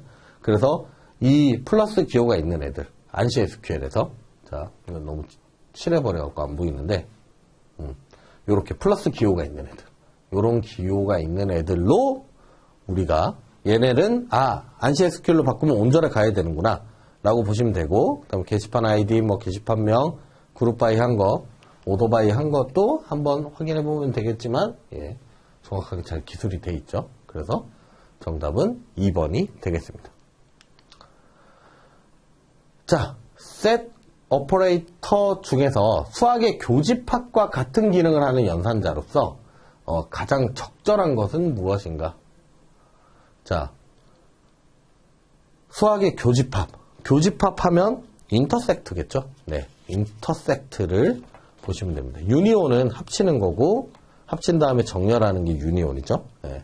그리고 마이너스는 차집합, 그다음에 익셉트도 차집합이라고 봐주시면 되겠습니다. 자, 다음 문제. 자, 아래 데이터를 참고할 때 SQL 결과로 적절한 건 무엇이냐? 자, 요런 SQL들을 실행을 할 건데, 테이블은 이렇게 있어요. 자, 여기에서 우리가 위에서 보니까, 자, select, colon, call to, count가 있고, colon, call to, count. 요건 다 맞네요. 다 있고, 그 다음에 이 프롬절 안에 여기서부터 요까지가 지금 유니온절로 묶여있죠. 예. 그래서 테이블 A를 다 출력하는 거 하나, 자, 요렇게 하나, 그 다음에 얘부터 여기까지 2개, 요렇게 3개가 지금 유니온 올과 유니온으로 묶여 있어요. 자, 유니온 올은 뭐죠? 얘네와 얘네의 결과를 다 합치는 거예요. 얘는 그냥 아무 생각이 없어. 그냥 얘랑 얘를 합치면 돼요. 지금 A가 있고 B가 있죠. 얘랑 얘를 그냥 다 합친 거예요. 그래서 AA, 자, 콜 1 기준으로 말씀드리면 AA, AB, AA, AB, AB, AC, AD 이렇게 나온다고. 6개의 로우가 나올 거예요. 그래서 여기까지는 지금 6개의 로우가 있는 상태예요.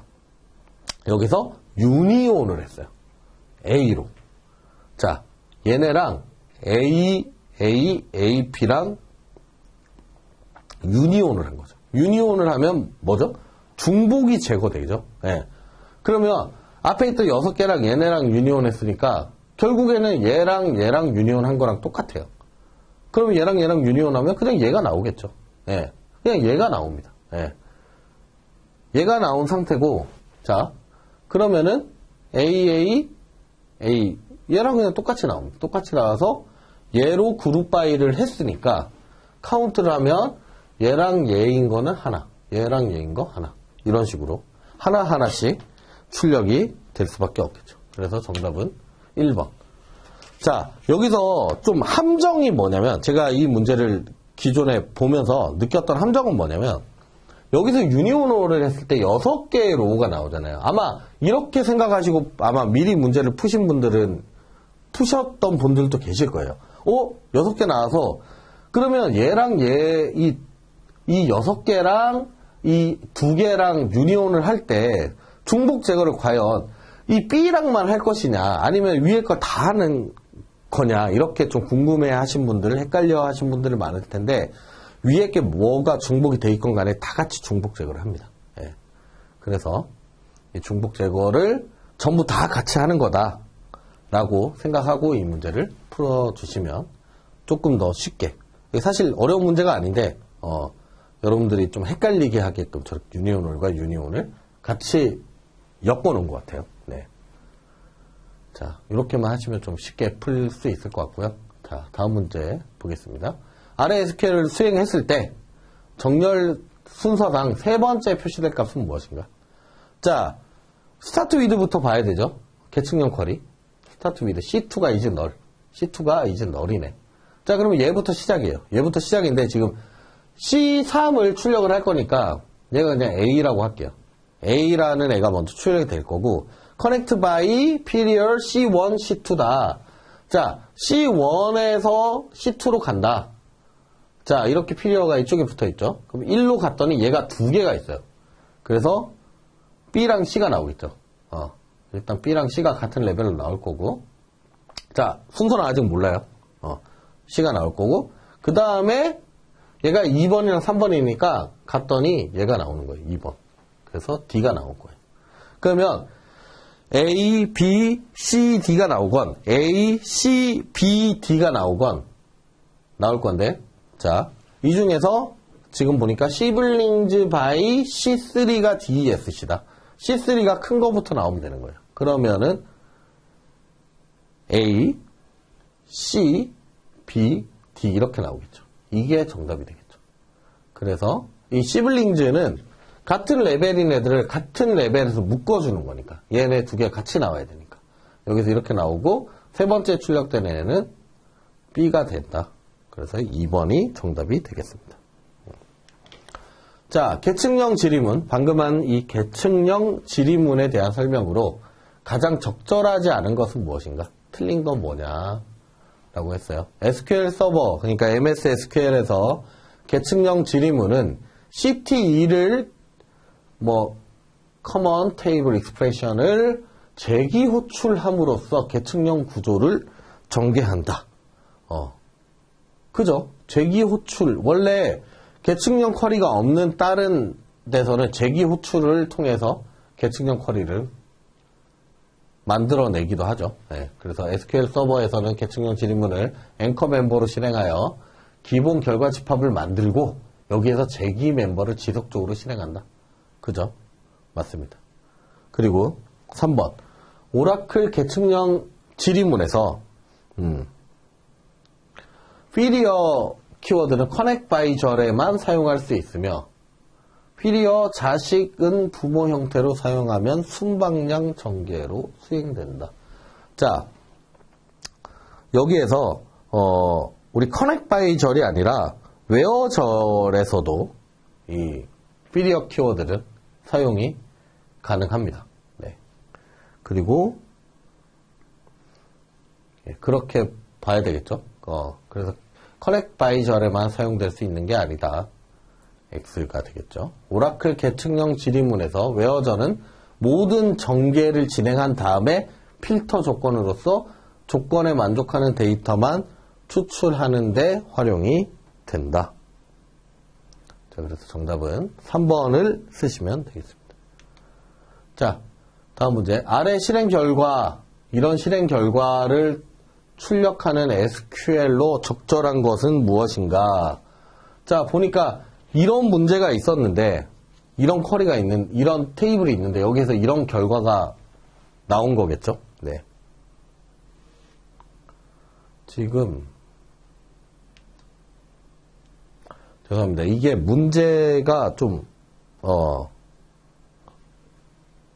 이 표가 잘못 들어간 것 같은데, 이거는 저희가 강의 끝나고 다시 좀 수정을 해서, 보내드리도록 하겠습니다. 실행 결과를 제가 여기다가 작성을 할게요. 그냥. 예. 여기에서 키가 나오고, 1, 2, 3, 4, 5, 6, 7, 8, 90 이렇게 나오고, 그 다음에 발 1이 있고, 발 2가 있죠. 얘가 안 나옵니다. 얘가 안 나오고, 여기에 0.1, 0.1, 0.1, 0.2, 0.5, 그리고 0.4, 0.1, 0.2, 0.2, 0.2, 그리고 1, 1, 2, 2, 3, 3, 4, 4, 5, 5. 자, 이 빨간 글씨를 보고, 죄송하지만, 예, 양해를 부탁드립니다. 이 빨간 글씨만 보고, 이렇게 결과가 나와야 되는 거예요. 지금 이 테이블에서 이 결과가 나오는 쿼리가 뭐냐를 이제 찾아내는 건데, 자, 이 보기를 보면, 자, 레티오2 리포트라는 게 있고, 레티오2 리포트라는 게 있고, 그리고 이 레티오2 리포트, 그 다음에 엔타일, 그 다음에 컴디스트, 그 다음에 랭크, 그리고 퍼센트 랭크, 퍼센트 랭크, 댄스 랭크 이렇게 있죠. 자, 이 문제의 포인트는 뭐냐면 이 앞에 있는 이 결과들이 나오게 하려면, 이런 빨간색 결과가 나오게 하려면 다음 중 어떤 그 함수를 써야 되는지, 어떤 집계 함수를 써야 되는지를, 지금 오버 함수를 써야 되는지를 물어보는 거예요. 그래서 이 레티오2 레포트는 어떤 결과, 어떤 합에 대한 어떤 비율을 의미를 합니다. 이 파티션에 대한 이 GRP라는 파티션 있죠? GRP. 이 파티션에 대해서 이 파티션마다 이 파티션 안에서 이 값이 어느 정도의 비율을 가지느냐. 그러니까 이 전체 합계를 따지면 되겠죠. 50, 60, 70, 80, 90, 100. 100 중에 10을 가지겠죠, 얘는. 그래서 0.1이 나오는 거예요. 그래서 얘도 0.1, 얘도 0.1, 얘도 0.2, 얘는 0.5, 0.4, 얘도 마찬가지겠죠. B에서 얘는 0.4의 어떤 비중을 가지는 거죠. 그죠? 그래서 이 레티오2 리포트는 그런 의미의 함수이다. 그리고 이 N타일 같은 경우는 이 우리가 생각하는 그 타일 있죠. 네. 맞습니다. 0.1 맞습니다. 0.1, 0.1, 0.1.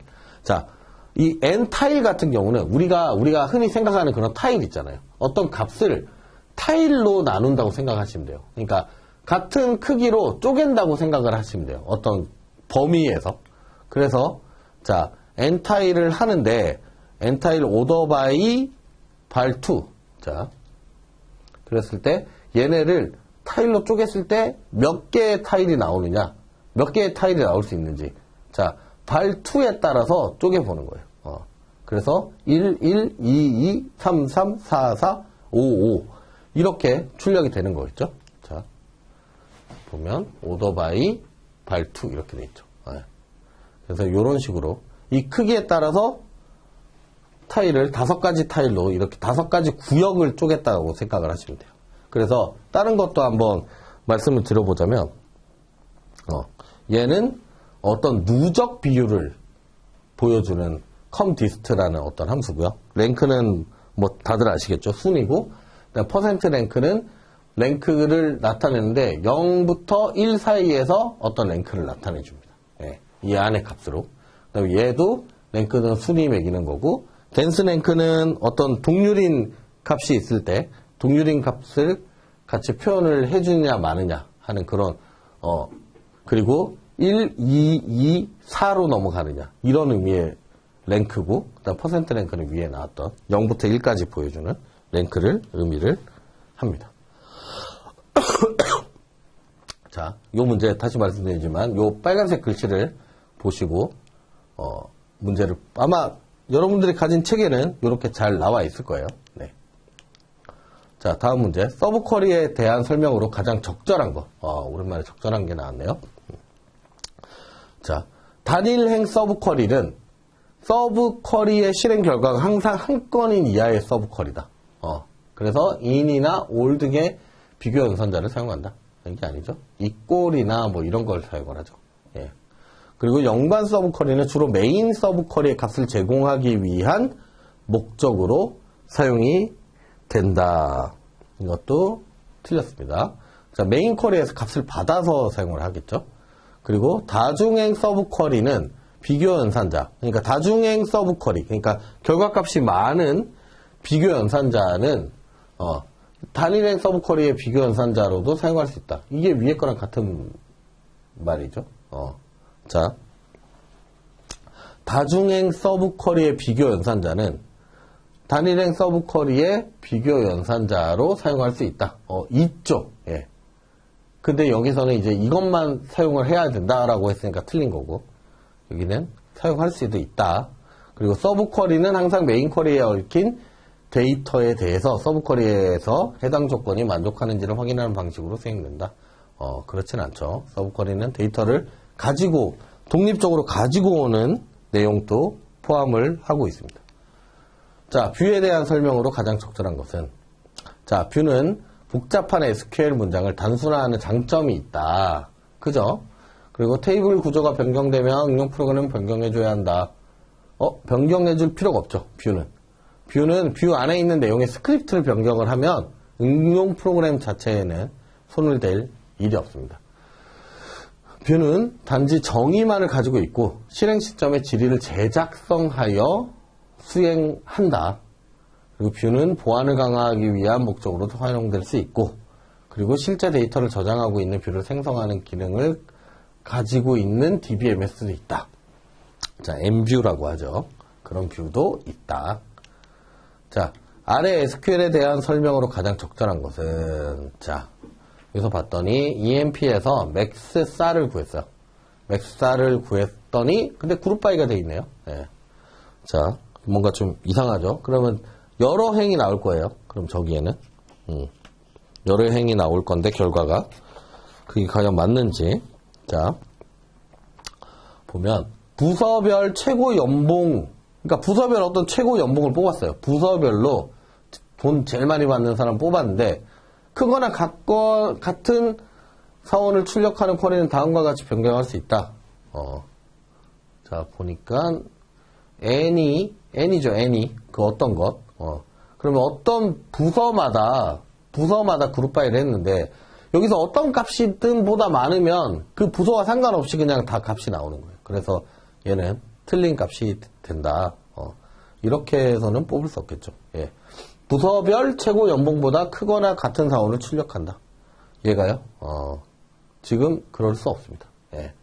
그리고 단일행 하위 질의. 자, 단일행 하위 질의에 2개 이상의 행이 리턴되었습니다. 라는 오류가 발생한다. 그죠? 여기에는 부서만큼 행이 나올 거예요. 그런데 여기에서 이걸로 비교할 수가 없겠죠. 그래서 3번 같은 에러가 발생을 합니다. 네.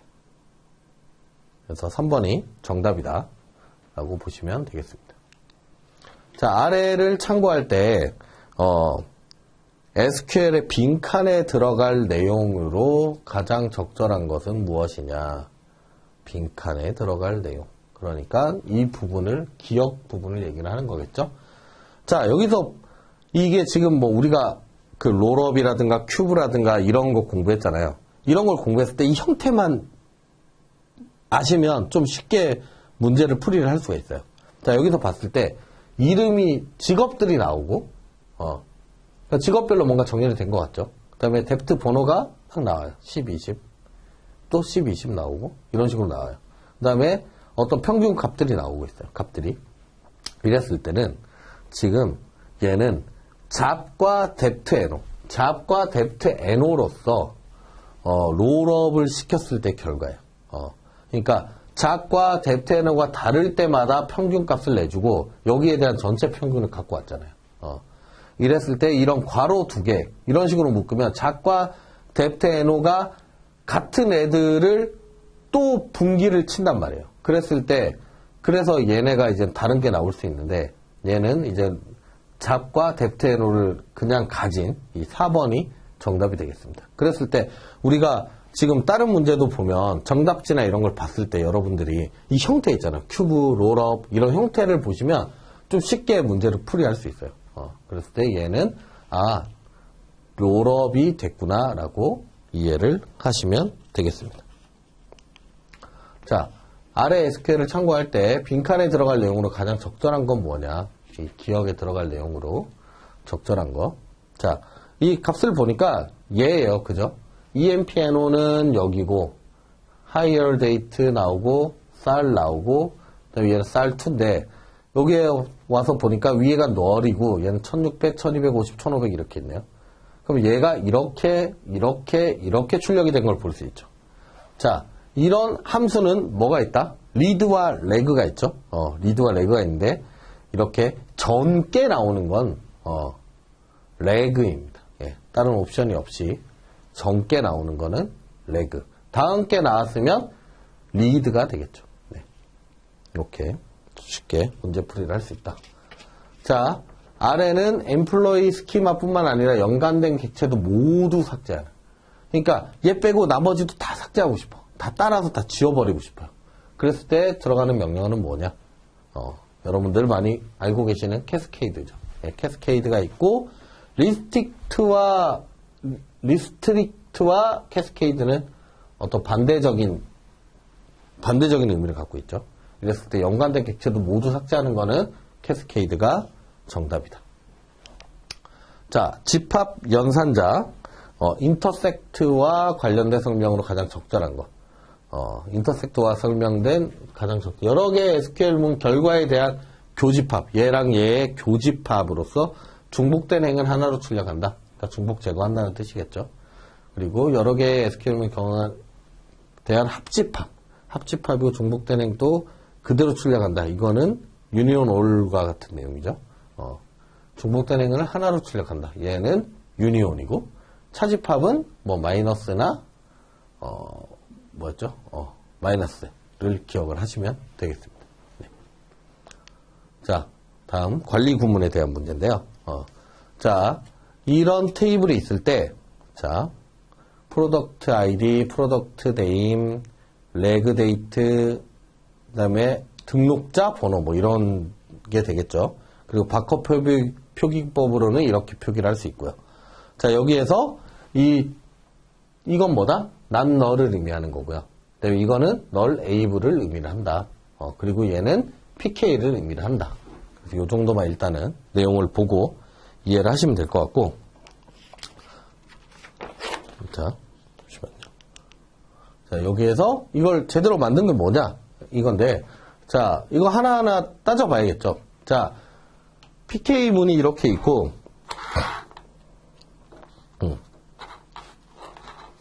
잠시만요. PK문이 이렇게 있을 때, 자, create table, 뭐, product id는 난널이고, product name 난널 맞죠? leg date 난널이고, 얘는 null able이고. 그죠? 여기까지 맞아요. alter table, product add, primary key라고 되어 있는데, 여기서 뭐, 제대로 primary key를 설정한 것 같죠? 그런데 여기에, 들어가야 될 말이 있죠. constraint가 여기 표현이 빠져 있습니다. add constraint가 들어가야 정확한 구문이 되겠습니다. 그래서 여기에다가 constraint 써주는 거. 그리고 두 번째는 자, product ID 뭐 이렇게 다 썼어요. 썼는데 얘는 지금 난널 표기가 없죠. 예. 난널이나 이런 표기가 전혀 없어요. 예. 그래서 얘는 정확한 생성 문제가 아니다. 생성 문구가 아니다.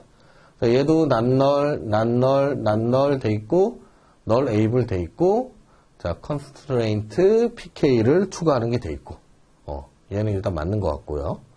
그런 다음에, 얘도 null able 돼 있는데, 이게 아니죠. add가 아니죠. 예. 이렇게 표현이 되어야 됩니다. add는 이제 곧 다음에, 이런 식으로 표기할 때 add가 나와야 되는데, 요거는 구문 안에서 표현할 때는 이런 식으로 표현하는 게 맞습니다. pk 추가하는 거에 대해서. 예. except. 예. 자. 다음 문제. 아래와 같은 상황에서 문제가 발생하는 트랜잭션의 특징으로 가장 적절한 것을 고르시오. 자, A 테이블이 있고 B 테이블이 있어요. 테이블에 A가 있는데 A가 있고 B가 있죠, 로우가. 자, 이랬을 때 어떤 트랜잭션 1번 제가 먼저 하는 거예요. 업데이트를 하는데 자, 콜2를 200으로 업데이트한다. 뭐 어떤 거를 콜2가 A인 거. 이거 오타 같죠? 콜 A가 A인 거. 얘를 200으로 업데이트한 거예요. 나는 200으로 업데이트를 했는데 지금 그 다음 시점에 트랜잭션 다른 사람이 들어와서 얘를 300으로 다시 업데이트를 했어요. 그럼 얘가 300으로 변했네요. 그리고 나서 이 사람이 커밋을 쳐버렸어요. 그런 다음에 내가 커밋을 쳤어요.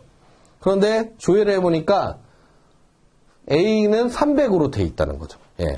얘가 300으로 돼 있다. 그러면은 얘는 지금 나는 이미 여기서 업데이트 하려고 이 로우를 락을 걸었던지 이렇게 돼야 되는데 얘는 그런 거 없이 그냥 바로 다른 트랜잭션이 들어와서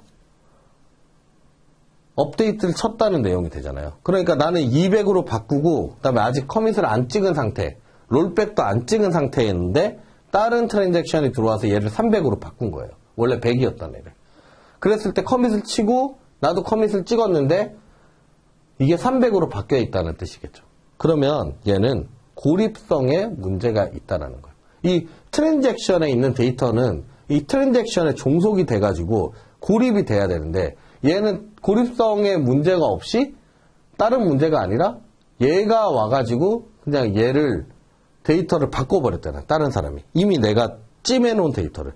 그렇게 했을 때는 이 고립성에 문제가 생겼다라고 볼 수 있습니다. 자, 다음 테이블 생성 시 주의해야 될 사항으로 가장 적절한 것은 무엇인가? 자, 테이블명은 객체를 의미할 수 있는 적절한 이름을 사용을 하고 가능한 복수형을 권고한다. 단수로 쓰는 게 좋습니다. 그리고 컬럼 뒤에는 데이터 유형은 꼭 지정이 되어야 한다. 그렇죠? 그리고 한 테이블 내에서 컬럼명이 중복되게 지정할 수 있다. 없죠. 벤더에서 사전에 정의한 예약어도 쓸 수 있다. 사용할 수 없습니다. 벤더에서 사전에 정의한 예약어는 사용하실 수가 없습니다. 자, 아래 테이블에서 이 com이라는 컬럼을 삭제하고 싶어요. 그러면 이거는 뭐가 들어갈 거냐? 기업과 니은에.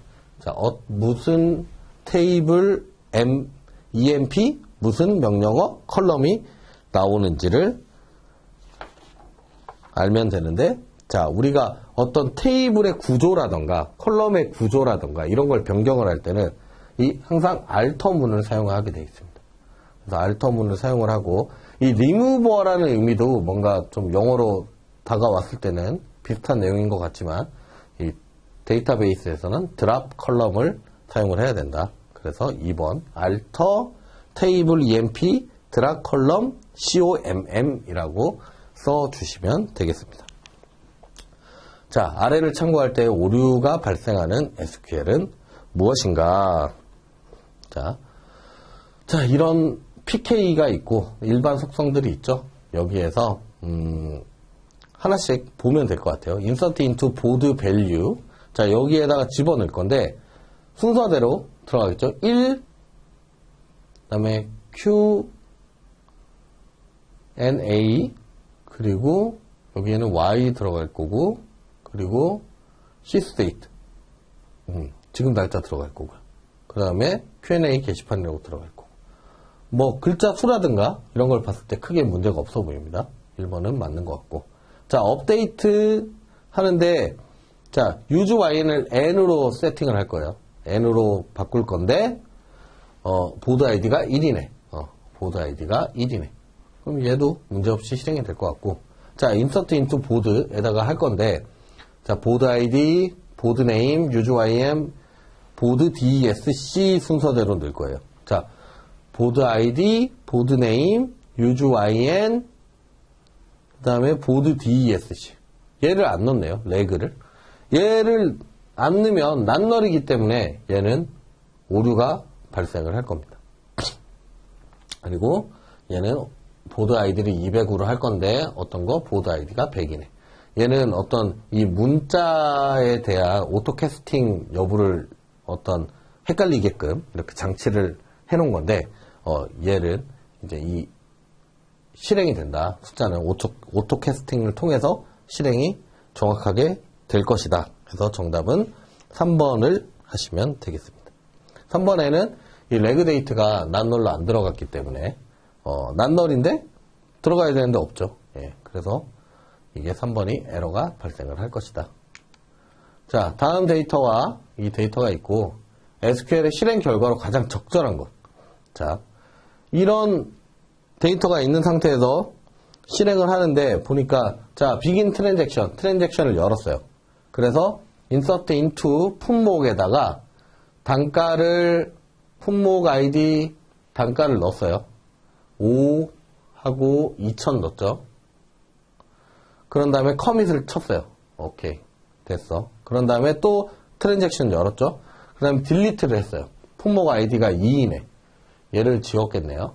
얘를 지웠어요. 그리고 나서 또 begin 트랜잭션을 열었어요.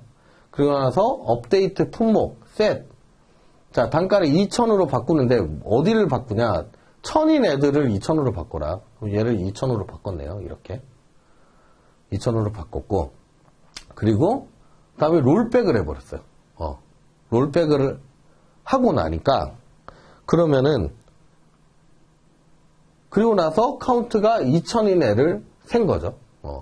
롤백을 하고 나서 2000인 애를 세니까 자, 그러면 얘 2000이었던 거 얘가 아까 커밋은 여기서 커밋된 애들 여기서 커밋된 것까지는 커밋됐는데 그 뒤에 바뀐 애들 딜리트한 애 다시 살아나야 되고요. 지우개가 일로 갔네요. 딜리트한 애 다시 살아나야 되고 그런 다음에 업데이트한 애들 얘네도 2000이 아니라 이제 1000이에요. 다시. 그럼 이 상태 데이터가 된 거예요. 여기에서 단가가 2000인 애들을 카운트해라 라고 했으니까 하나 둘 셋 그래서 3번이 정답이 되겠습니다. 이런 식으로 여러분들도 좀 하나하나 이렇게 그려가면서 푸시면 조금 쉽게 이해되실 수 있으실 거예요. 자, 아래 테이블에서 승리 건수가 높은 순서대로 3위까지 출력을 하는데 3위의 승리 건수가 동일한 팀이 있다면 같이 출력을 해줘라. 그러니까 여기에서 포인트는 이거예요. 지금 승리 건수가 3위의 승리 건수가 동일한 팀이 있을 때 같이 출력을 해라. 그랬을 때가 이제 3개를 출력을 할 건데 그 중에 만약에 한 팀이 더 있다. 그러면 4개가 출력이 될 수도 있다는 뜻이 되는 거잖아요. 자, 그랬을 때 우리가 보면 이거 MS SQL이죠. SQL 서버에서는 이렇게 탑 3를 하고 with tie라고 써주고 여기에는 with tie가 없죠. 이랬을 때는 동일한 게 있으면 얘도 출력을 해주라는 거예요. 그럼 4개, 5개가 나올 수 있고 얘는 그냥 3개만 나오는 거예요. 그래서 지금 일단은 얘가 정답인 것 같은데 이 오라클에서는 지금 이렇게 따로 표현할 수가 없죠. 이런 게 안 나오고 얘도 타이가 없으니까 얘도 정답이 아니고. 그래서 이 with 타이를 찾는 문제가 정답이 되겠습니다. 그래서 이 포인트를 좀 잘 찾아서 여러분들이 문제를 빨리 푸실 수 있는 게 유리하시겠죠. 자, 부서 테이블의 담당자를 변경하기 위해서 부서 임시 테이블에 있는, 자, 부서 임시 테이블 여기 있죠. 여기에서 입력된 데이터를 활용해서 주기적으로 부서 테이블에 업데이트를 치는 거죠. 자, 여기에서 예를 들어서 이 부서 7번이라는 걸 보면 부서 7번은 총무팀인데 여기에 지금 차두리라는 사람이 대표예요. 담당자예요. 담당자인데 얘가 월 1월 23일 날 김 대표로 바뀌었다가 1월 25일 날 다시 홍길동으로 바뀌었어요. 그러면은 우리가 김 대표라는 걸 넣을 필요는 없잖아요. 여기다 업데이트 칠 필요는 없잖아요. 그랬을 때 홍길동이라는 것만 업데이트를 치면 된다. 일단 데이터를 봤을 때는 아마 이 중에서 이 날짜, 최신 날짜를 찾아오는 로직이 포함이 돼야 될 것 같고, SQL에. 그러면은 이제 총무팀에, 이렇게 돼 있네요. 근데, 그리고 8번 유재석. 이거 아마 이름이 잘못 들어간 것 같아요. 홍경민이 아닌데, 그죠? 홍길동인데. 네. 이렇게 업데이트가 돼야 된다는 거예요. 자, 이랬을 때, 부서 임시 테이블에서 변경일자 기준으로 가장 최근에 변경된 데이터를 기준으로 해야 된다. 반영해야 된다는 거잖아요. 그랬을 때, 자, 일단 업데이트를 할 거예요. 업데이트를 할 건데, 여기에서 우리가 변경일자를 보고, 그 다음에 어떻게 업데이트를 할 거냐.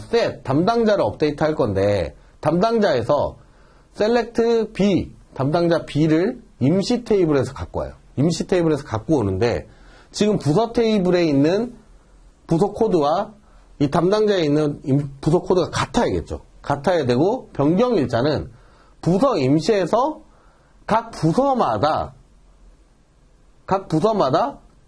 맥스인 변경일자를 갖고 오면 되는 거겠죠.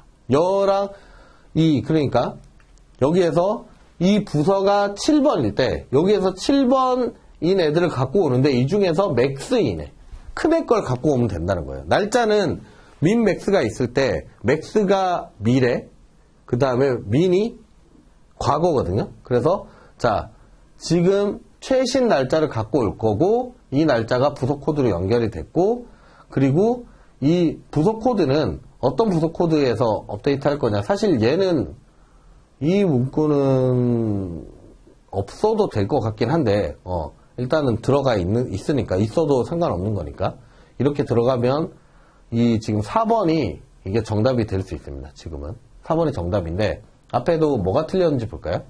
자, 3번 같은 경우는 부서 임시에서 자, 부서 테이블 업데이트 할 건데 담당자를 부서 임시에서 부서 코드가 맞는 애 업데이트를 할 건데 변경일자를 1월 25일로 해놨죠.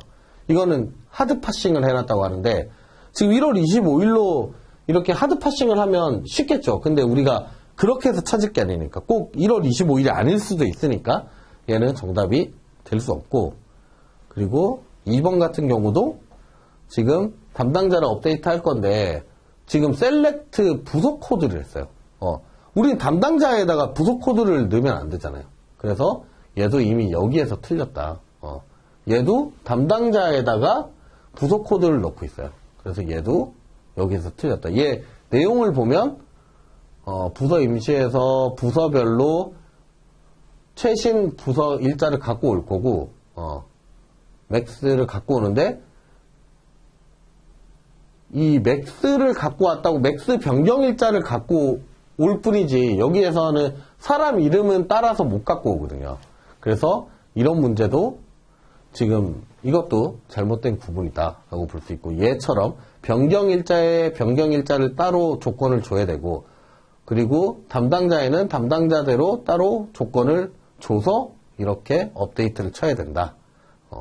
이런 게 정답이 될 수 있습니다. 나머지는 지금 이런 내용들은 특히 이렇게 하드 파싱돼 있는 거 그런 다음에 얘를 변경일자를 갖고 왔지만 지금 이 변경일자 맥스 변경일자 그러니까 얘로 따지고 보면 1월 25일은 갖고 올 수 있는데 이게 홍경민인지 홍길동인지는 알 수 없다는 거예요. 예. 그래서 얘를 못 갖고 오기 때문에 여기서는 이렇게 사용이 되면 안 된다라는 걸 이야기하고 있습니다. 자, 이렇게 오신 문제를 한번 풀어봤는데 여러분들 이 내용이 또 인터넷에 다시 녹화가 돼서 올라갈 거니까 한번 듣고 이해가 잘 안 가시는 분들은 여기에 한번 더 보시고 그렇게 문제를 좀 풀이를 해주시면 좋을 것 같고, 이제 시험이 얼마 안 남았잖아요. 여러분들도 공부 열심히 하시고 만약에 오늘 제가 설명이 좀 부족했다거나 여러분들이 잘 이해가 안 가는 내용, 그 다음에 이게 좀 더 궁금한데 하는 게 있으시면 저희가 그 SQL 공부방이 있어요. 여기에 들어오셔갖고 질문을 남겨주시면 제가 성심성의껏 답변을 해드리도록 하겠습니다. 실습을 할 때 어떻게 하면 틀리는 문제는 무조건 실습하면 좋은지. SQLD를 실습을 하는 건 일단 오라클 서버를 설치를 하고 거기에서 이제 실습을 하시는 게 가장 좋기는 한데, 뭐 이 문제나 이런 쿼리 있잖아요. 쿼리 같은 거를 여러분들이 처음 실행을 하다 보면 오류가 많이 날 거예요. 그럼 오류가 많이 나면 일단은 지금 뭐 문제에 나온 거나 책에 나와 있는 내용들을 보면서 다시 한번 오타가 있는지 보시면 좋을 것 같고, 아니면 그 에러 코드가 뜨게 돼 있습니다. 오라클은. 예를 들어서 내가 뭐 오타를 냈거나 아니면 뭐 데이터를 잘못 입력했다거나 이랬을 때 케이스마다 오류 코드를 뱉어내요. 그러면 그 오류 코드를 가지고 구글링을 하신다던가 아니면 아까 말씀드린 저희 그 단톡방에 와서 문의를 해 주시면 거기에서 좀 쉽게 좀 답을 찾아가실 수 있지 않을까. 그냥 실습을 어떻게 하느냐라고 물어보신다면 사실 이런 문제 같은 경우 문제에 있는 데이터를 우리가 미리 다 넣어놓고 실습을 해야 되는데 사실 그러기는 쉽지 않으실 거예요. 아마 데이터를 넣는 것도 어려우실 거고 아니면 이런 그 연습용 데이터를 구하는 것도 쉽지 않으실 텐데 그런 것도 만약에 단톡방으로 오시면 제가 그 연습용 데이터라든가 이런 걸 다 제공을 해 드리고 있으니까 그런 걸 보시고 좀 실습을 해 주시면 좋을 것 같아요. 네. 이게 실습이 사실 뭐 말처럼 그렇게 쉽지는 않아요. 예. 아마 처음 하시는 분들은 더 어려우시겠죠. 그랬을 때 좀 누군가 도움이 필요한데 이거를 뭐 하나부터 열까지 뭐 좀 이렇게 쉽게 할 수 있는 방법이 있으면 그걸 안내해 드리고 싶지만 사실 그렇지는 않아 가지고 여러분들이 좀 이렇게 저희 공부방에 오셔갖고 같이 공부를 하시면 조금 더 쉽게 실습을 하실 수 있지 않을까, 그렇게 생각을 합니다. 네, 그러면 일단 오늘 강의는 여기까지 진행을 하고요. 저희가 이제 다음 시험 끝나고 나서 그때까지 우리 같이 공부를 한번 그 방에서 한번 열심히 하도록 해보시죠. 네, 그동안 고생 많으셨습니다. 감사합니다.